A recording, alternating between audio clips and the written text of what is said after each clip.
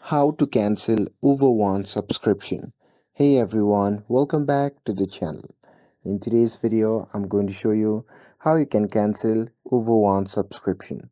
So now without further ado, let's get started. So first thing first, open the Uber Eats app on your phone and make sure that you're logged in to your account. And now here, once you're inside the app, just tap on the profile icon shown in the bottom right corner of the screen. And now here, once you are in the account section, if you scroll down there, you can see the option labeled as over one. So simply tap on it, and now here, you simply have to scroll down and tap on manage membership. And now here on the next page, you simply have to tap on end membership and then confirm by selecting leave over one. And here you can choose a cancellation reason, but it's totally optional. So simply tap continue, and here with that important note.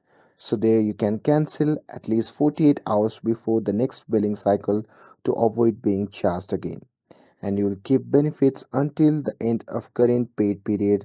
No refund will be issued for unused time. And that's it. That's how you can cancel your over one subscriptions.